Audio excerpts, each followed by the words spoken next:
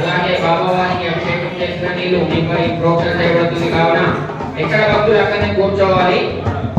అభిషేకానికి ఎవరైతే లేట్ వచ్చారో, ఎవరైతే పాలు వేయలేదో వాళ్ళు మాత్రమే అక్కడ సైడ్ లో క్యూలో నిల్చోవాలి. వాళ్ళని జలాభిషేకం చేయబడుతుంది కావున పాలు వేయని వాళ్ళు మాత్రమే.